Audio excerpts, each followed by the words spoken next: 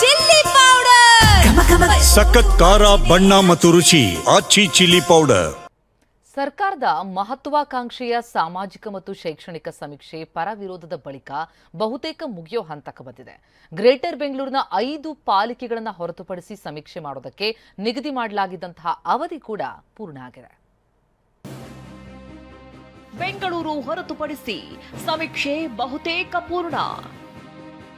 1.48 ಕೋಟಿ ಮನೆಗಳ ಪೈಕಿ 1.42 ಕೋಟಿ ಮನೆಗಳಲ್ಲಿ ಸಮೀಕ್ಷೆ.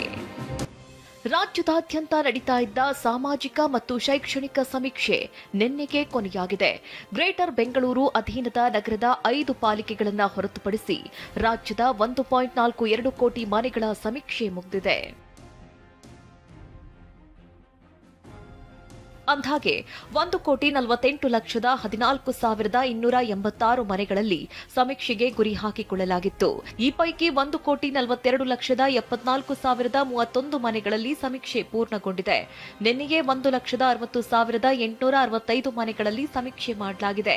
ಸಮೀಕ್ಷೆಯಲ್ಲಿ ಮನೆಗಳ ಶೇಕಡಾವಾರು ಪ್ರಗತಿ 96.35% ರಷ್ಟಿದೆ. ಒಟ್ಟು 5,29,63,614 ಜನರನ್ನ ಸಮೀಕ್ಷೆ ಮಾಡಲಾಗಿದೆ. ಬೆಂಗಳೂರಲ್ಲಿ ಇಲ್ಲಿಯವರೆಗೆ 17.84 ಲಕ್ಷ ಮನೆಗಳ ಸಮೀಕ್ಷೆ ಮುಗಿದಿದೆ. ಕೇಂದ್ರ ನಗರ ಪಾಲಿಕೆಯ ವ್ಯಾಪ್ತಿಯಲ್ಲಿ 2,37,497 ಮನೆಗಳ ಸಮೀಕ್ಷೆ ನಡೆದರೆ ಪೂರ್ವ ನಗರ ಪಾಲಿಕೆಯಲ್ಲಿ 2,86,244 ಮನೆ, ಉತ್ತರ ನಗರ ಪಾಲಿಕೆಯಲ್ಲಿ 4,08,645 ಮನೆ, ದಕ್ಷಿಣ ನಗರ ಪಾಲಿಕೆ ವ್ಯಾಪ್ತಿಯಲ್ಲಿ 3,34,318 ಮನೆಗಳು ಹಾಗೂ ಪಶ್ಚಿಮ ನಗರ ಪಾಲಿಕೆ ವ್ಯಾಪ್ತಿಯಲ್ಲಿ 5,18,290 ಮನೆಗಳ ಸಮೀಕ್ಷೆ ನಡೆದಿದೆ.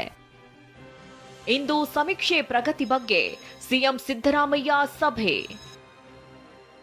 ಸಮೀಕ್ಷೆ ವಿಸ್ತರಣೆ ಮಾಡುವ ಬಗ್ಗೆ ಇಂದೇ ನಿರ್ಧಾರ. ಇನ್ನು ಸಿಎಂ ಸಿದ್ದರಾಮಯ್ಯ ಇಂದು ಹಿಂದುಳಿದ ವರ್ಗಗಳ ಇಲಾಖೆ ಅಧಿಕಾರಿಗಳ ಜೊತೆ ಸಭೆ ನಡೆಸಲಿದ್ದಾರೆ. ಸಭೆಯಲ್ಲಿ ಸಮೀಕ್ಷೆ ಅವಧಿ ವಿಸ್ತರಣೆ ಮಾಡ್ತಾರಾ ಇಲ್ವಾ ಅನ್ನೋದು ನಿರ್ಧಾರವಾಗಲಿದೆ. ಸಮೀಕ್ಷಕರಿಗೆ ದೀಪಾವಳಿಗೆ ವಿನಾಯಿತಿ ನೀಡಲು ಮನವಿ. ಇನ್ನು ಜಿಬಿಎ ವ್ಯಾಪ್ತಿಯಲ್ಲಿ ಸಮೀಕ್ಷೆ ಬಾಕಿ ಇದೆ.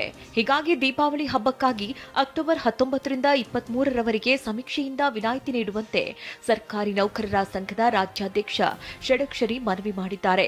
ಇಂದಿನ ಸಭೆಯಲ್ಲಿ ಈ ಬಗ್ಗೆ ಸರ್ಕಾರ ಯಾವ ತೀರ್ಮಾನ ಕೈಗೊಳ್ಳುತ್ತೆ ಕಾದು ನೋಡಬೇಕು. ಲಕ್ಷ್ಮೀ ನರಸಿಂಹ, ಟಿವಿ9 ಬೆಂಗಳೂರು.